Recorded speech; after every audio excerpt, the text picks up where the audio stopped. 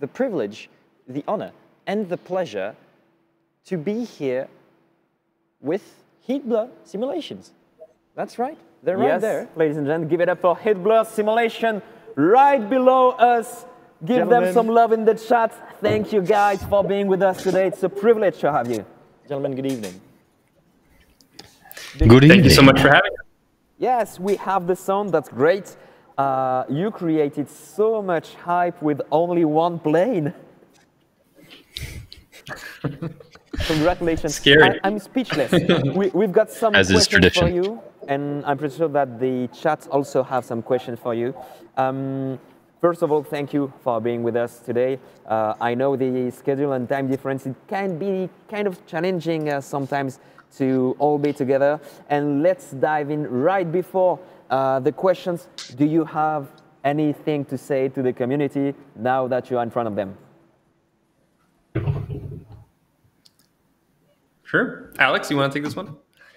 Yeah, well, first of all, I want to thank you all for your great enthusiasm and passion and being here and, you know, partaking in the giveaways with so much, you know, enthusiasm, your support through the pre-order, through everything, through all the years also before in the F-14 and the Viggen. We thank you. You're the best community. That's all I can say. And to you guys at VIAF, I want to say, this is by far the most amazing virtual air show that's ever been done.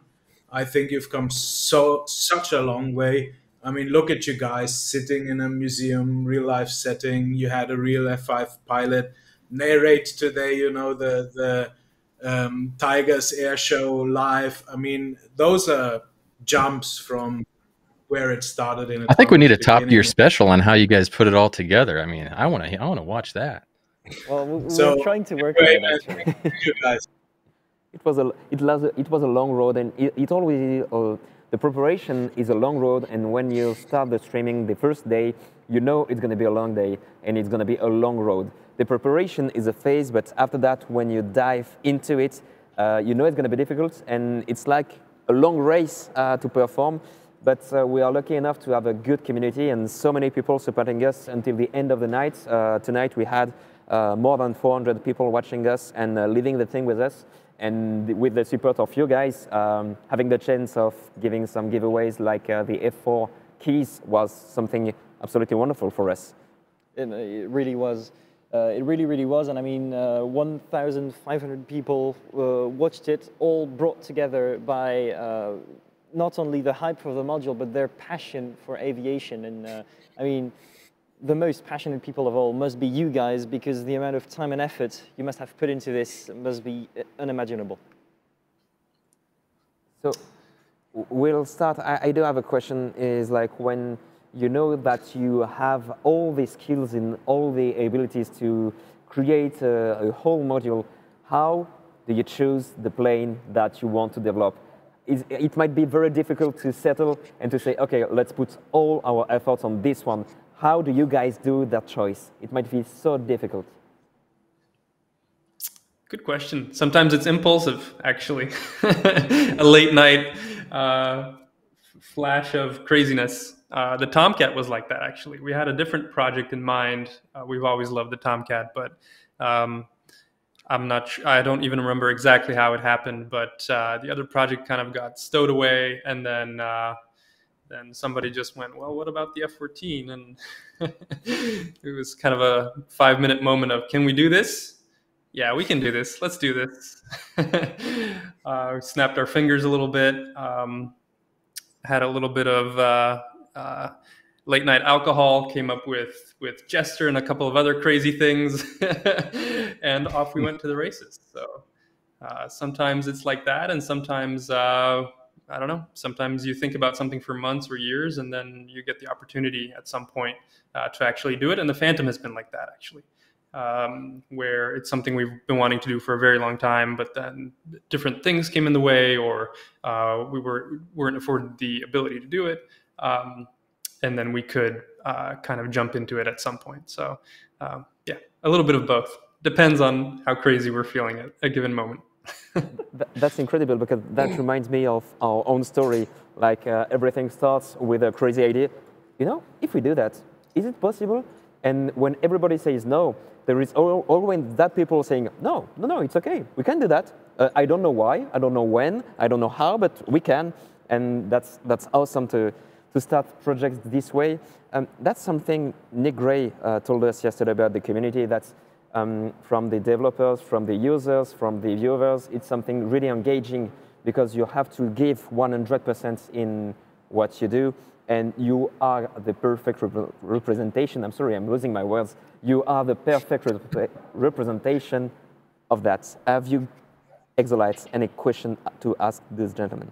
Well, I do have a lot, and I'm pretty sure that the many people watching have questions. Rest assured, stay up, because we will answer questions directly from the chat. But before we go any further, I think it's worth it to take a few minutes for you gentlemen to each introduce yourselves and tell everyone what you do at Heatblur. Okay, sure. I guess I can start things off. The easiest one, probably. Everybody's grown tired of me at this point. Well, I'm Nick. I founded, I guess, Leatherneck back in the day with a couple of partners, and then we kind of spun things off into Heatblur. And ever since then, I've been the director or the owner of this little fantastic group of people, and generally, I guess working title would be lead artist as well. So that's pretty much me in a nutshell, I suppose. Yeah, I guess I'm the easy one. I think hopefully by now people know know me in and out more or less. All right, who's up next? All right, I guess I take it. I'm Daniel, nickname Sabuzat. I'm with Heatblur for around a year now. I'm a developer, and my main responsibilities are targeting pods and also Jester AI, but like the rest of the team, also helping out left and right wherever needed. Okay, I guess it's my turn now. So yeah, I'm Yannis, nickname Painter, and I'm actually an intern at Heatblur for C++ development. And I started about, I think, 2 or 3 weeks ago. And yeah, I'm basically just helping out wherever a helping hand is needed for the moment.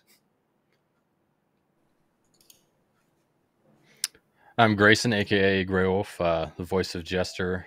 Been around a long time, voiced some other campaigns and things within DCS. And yeah, just really happy to be here and happy to be a part of Heatblur's amazing character they're bringing to life. And I'll never forget Cobra when he came to me with that total Dr. Evil look of, hey, we want to do an F-14 and we want you to voice it. Many moments staring off into outer space going, really? So thank you guys for having me along and letting me rip around the jet, even though I'm usually in the back. So thank you. Hey guys, I'm Iron Mike. Most of you, I think, know me from our interactions online, which I appreciate a lot, you guys. What I do at Heatblur is I'm part of the management team, community management, lead Q&A, mission design, also directed the Jest AI, try to write basically his language, his character, these kind of things, and everything in between and whatever you guys need, So I'm hopefully a good link between Heatblur and you guys. A very good link, that's for sure. I mean, you've been ever so kind during each exchange. I can't stress enough how kind the Heatblur team was to us when we were trying to prepare this this display. And it was also the case 4 years ago with the reveal of the F-14. It was in 2018, I believe, in December 2018. And the common point between the F-14 and the F-4 that you produce, it's not to quote a Rick and Morty movie, but when we have a look at your module, guys, we think that you managed to create a simulation inside a simulation. And that's the most important stuff you managed to do there. So how did you manage to push the limits of what's possible inside a simulator? in terms of technical stuff? Good question. I don't know. I guess we, as a team and as in general as people, we kind of if we just do the same thing over and over, we get kind of bored, or it's not really what drives us or what we're passionate about. Sure, it's great to be able to have a solid foundation and kind of build upon that. But every time we do something, we kind of both sit down and think about it, but we also get on the fly ideas about what can we do better, what kind of new things can we put in there, how can we help in our little way to push things forward and push the bar forward in terms of features or things people will like. And I mean, besides, we're kind of gamers ourselves, and there's things we want in flight sims, and a lot of these things are born from that, really. Just like I think everybody else, we want to be able to sit in the cockpit and just immerse ourselves as perfectly as we can. And we're very critical of our own work, I would say, as well. So it's a very high or very difficult thing to achieve for us to be able to enjoy our own work. So we really try and find ways where we can really do that. And sometimes it works out, sometimes it doesn't. Some things are very difficult to put together, and we don't know if everything will work out right when we get into it. But hopefully by the end of everything that we release, every module we release, we've been able to spicing up the dish a little bit in some way. But when you are creating something as a team, and we know as you have an intern, so we understand that you are already pushing forward to the future and imagining new things, but how do you do to say, okay, stop, we won't go any further on the development and we won't try to create new ideas before finishing the first one? Who has to take the bad cop role in order to say, no, stop, then we decide we go this way and we stop at that point? Not to go too much into detail, but it's interesting. In theory, but in practice, it doesn't really work out. Yeah, like artists. Yeah. Well, there are certain points, there are certain points in development, of course, where you need to say, now is enough. Now we need to focus on finishing the things. Right now, for example, is such a phase. We stopped adding new ideas now because it is already so full with new ideas for one and for the others.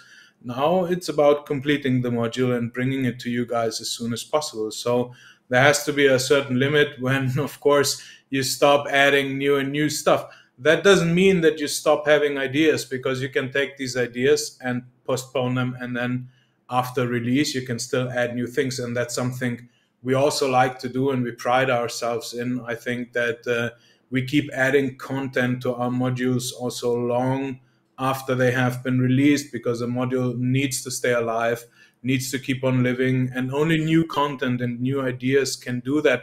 And of course, you have to also modernize it as the technology advances in simulations. This is why, for example, we take a much more holistic approach now in the F4, where we develop technologies that we later on can also apply backwards to the F14 and the beginning time, and to improve these modules too. So it's all connected, and it has to be, of course, balanced in that regard. When do you push for new ideas, and when do you push to finish the ideas that you already started implementing? We have a question coming from the chat, which is very technical, so I don't know which one of you guys will have to answer that one. I'm sorry for that, but what was the hardest part for you in the development of the module? Ooh. If I think we could all answer that individually. Almost. Yeah, I think so. I guess let's maybe start with Daniel. Yeah, sure. Start with Daniel. So there was a moment in the development of the F4 rather early on where we focused a lot on improving our tooling and the code base in general, rather than, well, implementing the Phantom itself and its features. And there we created a lot of improvements on our tooling that we can then reuse, and which will accelerate our future development. And there have been moments there where we had to put in a lot of time and effort, and it wasn't really clear where exactly it will lead us to. But in the end, it worked out really well. For example, our component system or the wear and tear system that was mentioned in the trailer before. A lot of these things came together rather late before you started to realize the potential behind it. And also, sorry, go ahead. yeah. So, another example would also be you have seen in the trailer, for example, that we have the manual in game and stuff like that, and we had to put in a lot of effort that isn't directly visible in making this technology work out. It looks easy, but it is actually quite some effort, and this took several months, and we weren't quite sure where it's heading to. So that was quite a challenge, and we're very glad that it actually worked out, and the result is fantastic. You know, you mentioned the wear and tear and the component system, and you also mentioned that some of the things that you did for the F4 would be reused in the Tomcat. Can you talk a little more about that? Yeah, sure. I mean, we can't always go back, of course, and put in everything new that we're doing or are going to do into the older modules, because then we'll kind of stay stuck in one place, so to speak. But a big part of what we've been doing over the past 2.5 to 3 years has been really trying to figure out a way and building a way to unify our modules more, both the past ones to an extent, but I would say more for the future. And it's actually something a lot of teams say, that they have a common foundation, and it's going to be like a modular approach. But finally, we've come into this armed with many years of experience in doing this, and we also, as small companies and teams, there's a limit to how much we can grow, considering that flight sims are still a niche and so on. We have to be very smart about how we do things, because the maintenance burden over a long period of time can become very big. So we really want to focus on creating things in a way where we can unify the aircraft in a much bigger way. So the features like the interactive manual will be one, for example. Jester will be another big one, where we envision Jester V2 as being a version of Jester that will be common across all of our aircraft, of course, with some specializations in each airframe where he's needed. But we recognize the fact that we cannot have a Jester V1 in the F-14 that we maintain and update and try to expand and make better and better like we want to. We want to make him better at running intercepts and things like that, while also having a Jester V2 that we're working on in the F4 and the A6 and other aircraft. So a big focus has really been to try and figure out how we can unify these things. So some of the things from the F4 will definitely come back to the F14. Things like canopy riding are a no-brainer. Those things are, of course, quite simple to kind of backport. But there's other things, like some things that are not even so important from a simulation perspective, like vapor effects, character effects, character customization, just things shaking more in the cockpit. I mean, nobody's really hollering for those things, but they are coming, because we've built things in a way now where it's much easier to backport them into existing aircraft. The Viggen will be a smaller beneficiary of a lot of these things, unfortunately, because it is an older module and coded in a slightly different way. So it's difficult for us to migrate a lot of things to the Viggen, but we will be doing some upgrades there as well. Brilliant.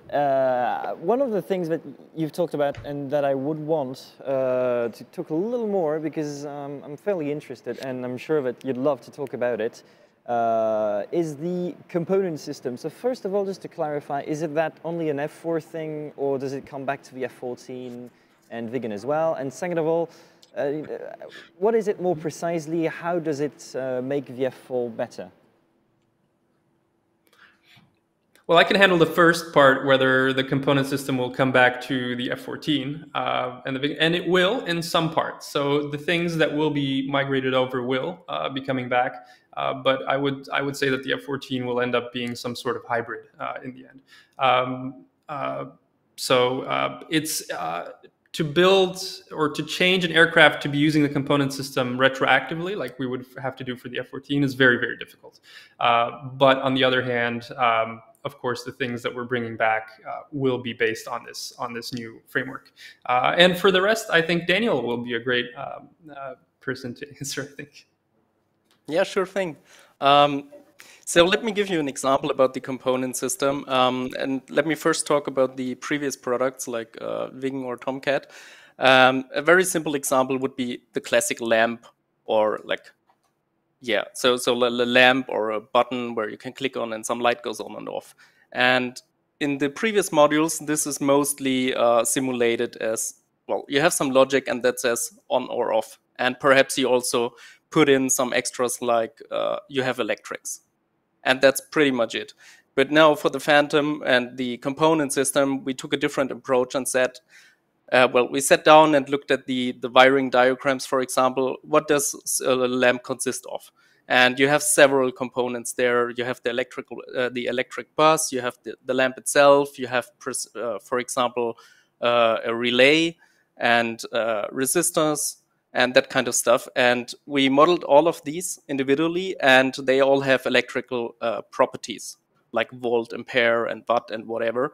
And everything is wired together, and it's simulated on this level. So, for example, the lamp won't just be on and off, but the brightness will be determined by the voltage coming through it. And this is modeled and simulated on the bus level, with all the different things connected to it that take some current. And what is basically coming out to the lamp at the end will then determine the level of brightness. And based on that, you naturally get different effects. Like, let's say you have a voltage spike in your system for whatever reason, or something is broken, and then your lamps will flicker and stuff like that. So it helps for the emotions, because when you are flying it, you feel like the plane is alive, and the plane is evolving. Yes, very natural kind of behavior then, because you don't. With that approach, you don't really have to simulate specific cases, right? Because you simulate the whole system, it just happens naturally. Exactly. Yeah. It's more than just immersion, though, if I may, because, for example, if you take hydraulics and flaps and flight surfaces, and then you add mass-based physics to that, right? So now, for example, your landing gear is broken. There's still a way you could release it by using gravity, for example, which previously wasn't possible, you know, because now the mass physics are modeled and the components are modeled, and they all are kind of, you know, interwoven together, and now you can use just gravity to your advantage, for example. And of course, it also, you know, we don't simulate press F and the flaps move, but the hydraulic liquid is being simulated that moves the hydraulics, which in return move the flap or the flight surfaces. So it also feedbacks to you how you use the machine or abuse the machine to a certain extent. Now you can simulate in depth what the pilot and machine interaction, or whether the machine benefits from a positive or a negative interaction with it from the pilot, if that makes sense. Yeah, it does. Yes, it does. But it really does. I think that's when you talk this way that we clearly see that you are working from your user perspective from the very beginning. You are, if you were not a big fan of what you're doing, and if you are not working, I'm sorry, that's not selfish, but basically you are working the way you'd like the people work for other modules, which means you are working the way you would like to use them. And that's very important, because you know exactly what result you want, and you know exactly which level of realism you want to implement and you want to fly with the plane. Yeah. Well, that's. It's important to remember. So it's important to remember, you know, that we're part of the community. Yes. Like we have the privilege to develop modules, but other than that, we're the same like anybody who's viewing here today. We have the same wishes, we have the same passion, we have the same aspirations. So, you know, I mean, and that's really where this comes from. You know, you have to ask yourself, like, what would I like to see And the same goes for developer and community interaction. You know, like how would you like to be treated, and that's how you treat your people, and that's how we treat the modules as well. You know, and it roots in that we come from the same community and that we are part of this community. Yeah. And that's the most important thing, to stay connected to the community. But in addition to the good projects you can make, you stay real close to the community. I told that before, but once you've done that in 2018 with the F14, having a presence here with us today is very important for everyone. We are all part of a global system, and that's very, very important. It very much is. And, you know, speaking of communities, what a community needs to thrive is new people coming in, people that have fresh ideas, that are the next God. Speaking of which, as you've said at the beginning of the interview, you have recently hired a new intern, which would be a painter. Hi there. So you told us that you're a C++ developer at Heatblur. So how did you join Heatblur in the first place? What led you to join, and how's your work? Well, so for the first part, I play DCS I think since 2016, and one of my favorite planes was actually the Viggen, and then of course continued buying more modules and also the F14, and I was just blown away at the detail of simulation that we provide.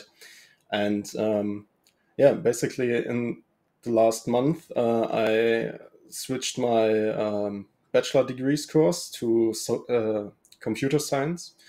And I thought to myself, why don't just write them an email? And yeah, one thing led to another, and now I'm sitting here helping out. So yeah, that is my story, how I got here. Yeah. And how's your, I don't want to say how's the work, but like on a day-to-day basis, can you talk a little bit about work, what you do, what are the unique challenges that you face? Yeah, so to be honest, it's fantastic. I really, really like the work at Heatblur. For now, I'm mostly doing like quality of life things like the clickable manual and stuff like that. I'm working a lot on that. And in general, it's more like a big group of friends that work together to bring the community something that we are proud of to present and to give to you.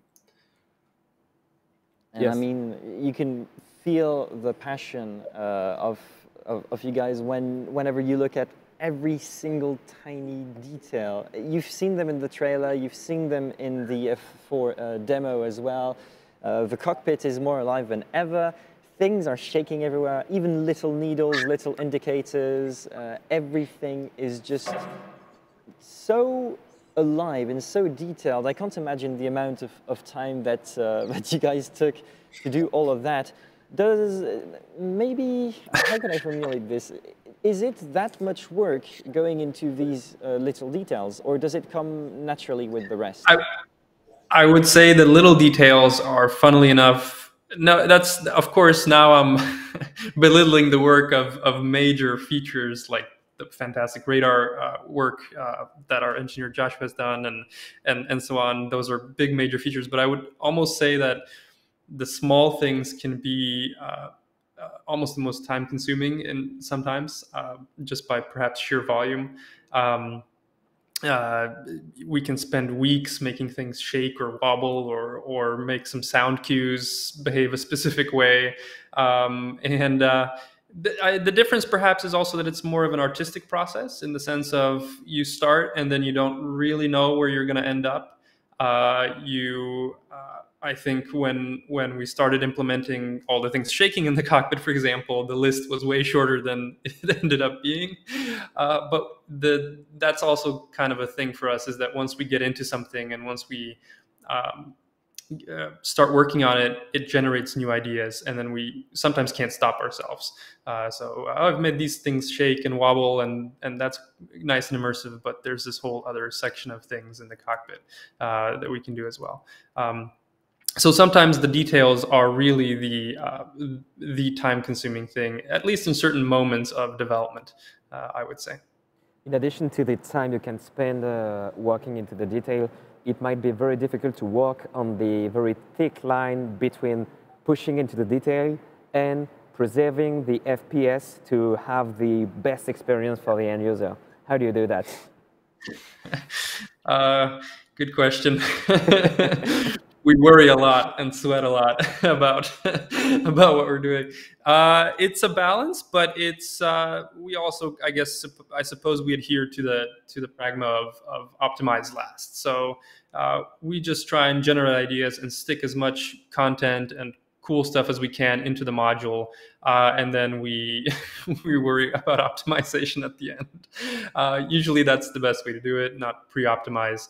But of course, we have to try and be clever and smart about how we do things, and think about simplifications that we can make to achieve the same effect without destroying your CPU or GPU, essentially.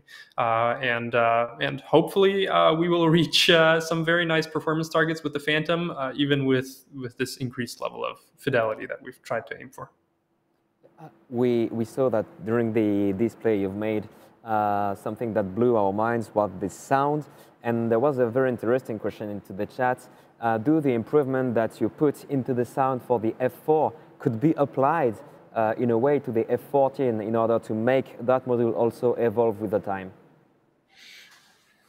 There are some plans for that, actually. The person, Andrew, who did a lot of the sound for the Phantom is just itching to circle back to the Tomcat a little bit and implement some of the improvements. So there will be some work done there for sure.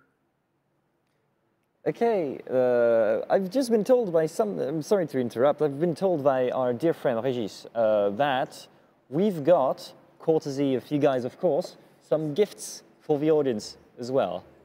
I think people have figured it out by now, but we are giving away right now 4 F4 licenses. So 2 packs of 2s. The way this is going to work is that you're going to win a crew pack, 1 for you and 1 for your friend. You enter the giveaway once, and then you get 1 key for you and 1 key for any friend you like. You tell us who it is, and Heatblur will do the rest. And we are going to face a very difficult situation, because when we do that, there is a word which is spammed into the chat, and we must pick the word wisely. If I was only thinking about my egocentric aspect, I would have put the word keyway, but I won't do that. And I propose you guys, if it's possible for you, Regis, to put the word Heatblur as the term to have the giveaway. Is it possible to do that, mate? And that's a thumb up. So, ladies and gentlemen, boys and girls, get ready to rock and destroy your keyboards. Yep, I think the chat is gone. Yes. You can also participate, even if you are in the Heatblur development team. And as a heads up, ladies and gents, dear viewers, you might see your message not appearing, and that's normal. It's been registered. It's just that we don't spam the chat, so we can still read your questions. Don't worry, everything's fine. You are entering. Regis, it's been like 15 seconds. How many people have entered? 120. All right. Fair enough. That's going very, very strong. In the meantime, some other questions we got in the chat was about Easter eggs. Do you have, without of course spoiling them, prepared some of these for the F4? We remember, for example, with the F14, some funny Jester voice lines. We remember a game of asteroids, stuff like that. The funny thing is, you guys didn't even find all the Easter eggs in the F14 yet. Have we not? No, you haven't, and you can bet there will be some. Yeah, I think there's one still. Yeah, there's one, and you gotta drop a bomb with a laser code that has 14 in it, and at a time that has 14 in it a lot. So you know. I think maybe they'll figure it out. Try that. Jab is strike. Yeah, I mean so we always, of course, try and think of fun stuff to include. I think we haven't had as much time in the Phantom yet as we did in the F-14 to think and implement them, but I don't doubt that there will be something there for everybody to enjoy in the end, whatever it may be. I know you won't be able to drop anything unless you like it, but we all know that you guys work a lot, you work at night, and you must have so many secret files into your computer. I wonder what is, because I know that even if you didn't release the module yet, you might be already working on some other topics. If you want to say something about that, or just leave some indications so people will follow the leads and end up somewhere. We don't know where or when, but speaking of the when word has come a lot into the chat, and we will have to ask that question at the moment. We can't really do that. No, we can't really do that, but you know, people are asking for it, so we'll have to make a general answer about that. So yeah, are you guys able to tell us a little bit about the future of the development of the Heatblur company? Yeah, I mean, we're mainly working on the things everybody knows about, like the Eurofighter and the A6 and these things. Of course, outside of the F4E, which is the immediate release here and focus for the team. We plan on growing a lot next year, hopefully to be able to bring you all more Heatblur modules at a higher level of quality and fidelity. That's kind of the ultimate goal. We don't really want to move away from what you guys like in us, I suppose is a good way of putting it. So volume above, you know, quality and just creating very nice detailed modules is not really something we'll be aiming for. We're working on some other things in the background. I'm not really ready to tease them, I suppose, but they're certainly further off than the Eurofighter and the A6 and so on. So we'll be focusing on those two major milestones for our team. And now that we've created the new kind of framework and technologies for the Phantom, a big part of next year will be migrating those back to the F-14 and the Viggen to some extent, unifying the code bases, finishing the F-14 with the early A, and also starting some kind of new Tomcat journey is on the agenda. So we're excited about that. That's still pending research and figuring out what we can do. But we're excited about really the next 10 years of the company, and I think we have a really fun roadmap, and I'm really excited about that. Do you think we are can I add, yes, sorry. Can I just add, do not forget, we're of course expanding also into the MSFS verse, as we just launched the F-14 for MSFS, and we of course also have well, we'll see how this continues, but the plan is, of course, to not only make one module for MSFS, and we'll see what we can bring over as well. Just a user, because I know you, Exolita, you are very skilled about the technical part, but I'm not. I'm not speaking about the. I'm only speaking about the user perspective. And as a user, I believe that we've reached a step. With the F-14, I believe that we will reach another step with the F-4. Is there the same for you into the development? Do you reach some new levels into the development that are exactly the same for the end users? Is it the way you feel that? I think I think so. The funny thing is, I think every time we release something, or every time we aim higher, I think we become more self-conscious and more, at least for me, that's the case, more unsure of ourselves somehow, which maybe is a good thing. Maybe it keeps us on our toes.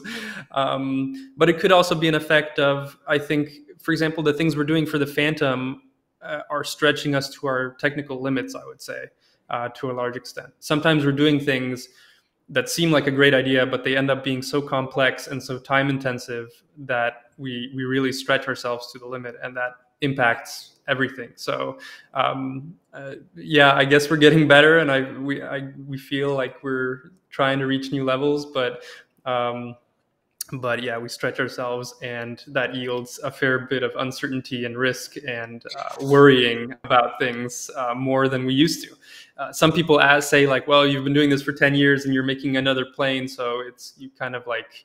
Actually, I said this 2 years ago in some meetings I had. I said we're on autopilot, basically. Like we've done this with the Tomcat. Well, the Phantom's just, I mean, it's going to be fine. But then you start adding new tech or trying to do more stuff, and you really end up in a situation where you have to stretch yourself every time. So I guess so, but it doesn't feel like it, I guess, is the ultimate point. I guess it's also important to to mention that well, we are growing, but we're still a fairly small team. So when you tackle a new aircraft and want to add more and more content to it that you had before with the previous projects, there's a limit of what you can do without like expanding and hiring, like, I don't know, doubling the size or whatever. And so it is key for us that we find a way that we can port our code base and the tools to the next project, so that we get most of the features that we developed in the previous projects out of the box for the new project, so that we don't have to spend as much time on it anymore. And that has been a key focus of our work, and we've spent a lot of time on that. One example to mention here would be, for example, multi-crew synchronization between pilot and Viso. This has been a topic that was super time consuming to develop in the Tomcat, and in the Phantom, for example, we created some technology, and now it's pretty much out of the box for us. So our developers didn't have to spend a lot of time on this topic to synchronize switch states or something like that, and could then focus their time on the new features. And that's essentially how it is possible for us, without like expanding like crazy, to develop new features and add more and more content to the projects. One other question that I've got is for the now more of an iconic voice of Jester. Now, Grey Wolf, two questions in one actually. First of all, for those who didn't know it, you were the pilot absolutely sending it during that demonstration earlier. How does it feel like, how does it really feel as a DCS player to fly that aircraft compared to something else? And second of all, as the voice of Jester, which returns with Jester 2.0, how is your work on the Jester project? Yeah, sure. Well, yeah, from a long time DCS enthusiast, the feel of the aircraft is something that's truly special, and all kinds of people have their setups at home, and it's in a flight simulator we can't feel the G's, we can't feel numerous different things, so feel in a flight simulator is really special, and as all that have flown the F-14 as well as the Viggen and other aircraft in DCS, but the F-14 really certainly has its own kind of signature flight, and how it feels and how special it is and the feedback it gives you. So just ripping it around some turns and just kind of practicing, you really get the feel of how it behaves, and the rudder behavior and just the turn behavior and how much you can really put into it. But the F4 Phantom, and one of the funnest things to do is in any new module is to just kind of rip it around in your own little air show to just learn how to fly it. Because if you kind of practice at your own little air show and doing certain maneuvers, it comes along pretty quickly at how fast you'll pick up how she flies. It's just pushing it to the edge of its limits and backing off, and that's where the air show demo kind of lives, to show off the aircraft and its capabilities in any air show is. And so flying the F4 in the demo we just saw was pretty awesome. It definitely flies how you would think it flies, I feel. Obviously not having flown either the F-14 or F-4 but it feels amazing. It certainly feels as though the vertical stabilizer is very small compared to having two of them in the F-14. So there's a bit more rudder work involved, and you can really feel their simulation of the hydraulics actuating all the control surfaces. It's really a joy to fly. I think if people can fly the Viggen, if they could fly the F-14, stick and rudder aircraft, they'll have no problem in the F4. She's pretty happy when you get her all configured, and so a few aerodynamic band-aids with those angled wings and angled elevators and whatnot. So she can be happy where she wants to, but she has, of course, the tendency to bite you if you're not careful like other aircraft. But yeah, so the work on Jester 2.0 is going very strong. A lot of work with Iron Mike, and he can certainly comment to some of the stuff that we're trying to add. But just developing Jester in general has just been a pure joy to go on this journey with Heatblur and Iron Mike as my director, because one of my obviously biggest joys in voice acting is having these characters come to life, and I really love doing narration as well, so narrating videos. But creating Jester as an AI driven character has certainly been a more challenging than I think on any other character for a video game is, just because his phrases are stitched together. So with any character you bring to life being like a six gear manual car, Jester, working on Jester is like a 20 gear Mack truck or something, because you have to try to find those gears that allow you to talk in a certain way, knowing that it could be stitched together. And full credit to Iron Mike in leading me to find that balance and in creativity. So it's been quite a journey, and I'd let him comment more on the journey, certainly. Yeah, and finally, Jester, the first version, became a meme machine with all the reactions he could have. We had a very funny, I don't know if I can quote it, but a funny comment in the chat. No, this guy is not Jester, otherwise he would have ejected already. And that made me laugh, I'm sorry.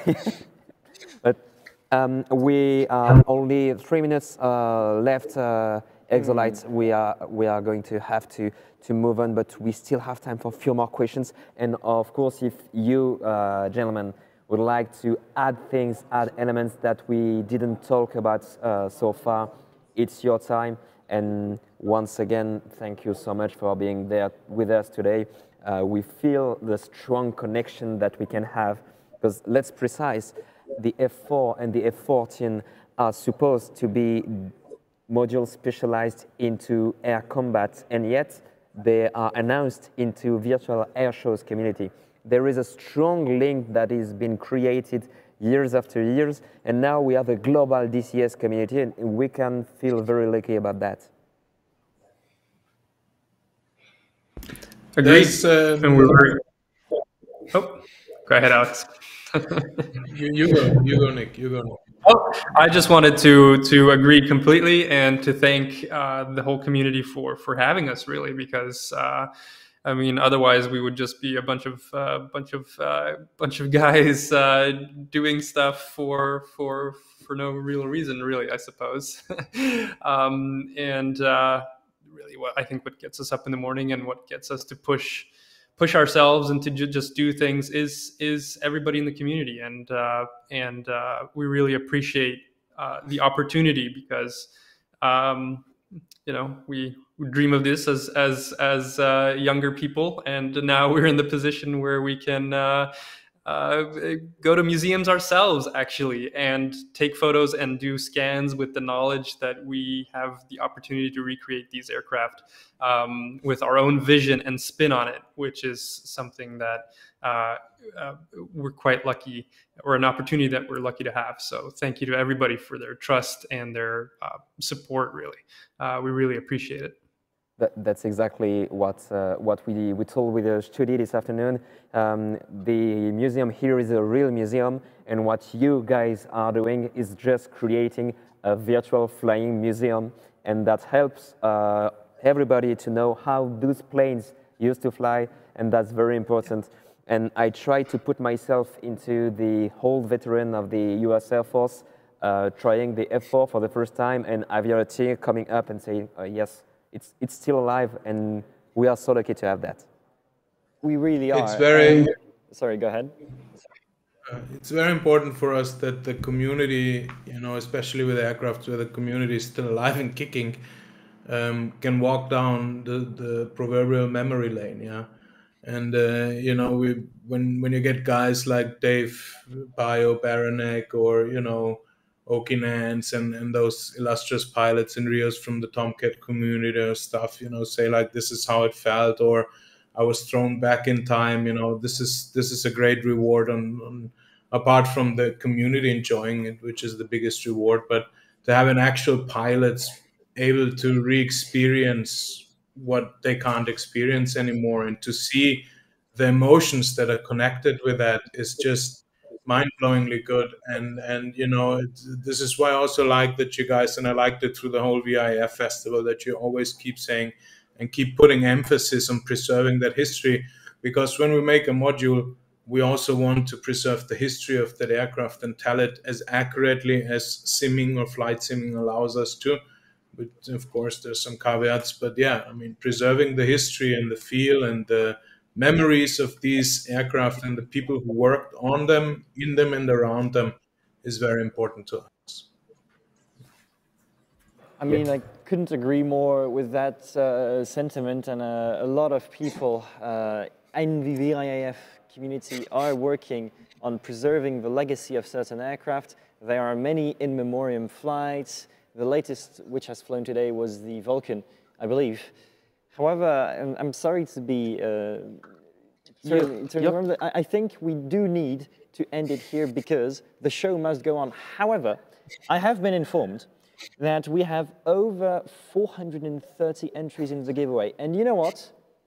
I don't know what you guys think about this, but I feel like the odds are a little small, and in the true spirit of you know, the American of the F4, how about we double it? So 4 crew packs instead of 2. What do you think about that?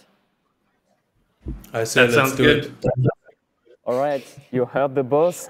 You heard the boss. Ladies and gentlemen, from Heatblur Simulations themselves, you have doubled the amount of chances that you have to win the next best thing in DCS World. And on that note, while we draw the winners of the giveaway during the next display, as not to lose too much time, stay tuned so you can receive our Twitch DMs and then contact us so we can give you your key. I believe, Kiwei, it is time to end. Thank you so much, gentlemen, for being here with us. We cannot thank you enough for your help, support, and passion.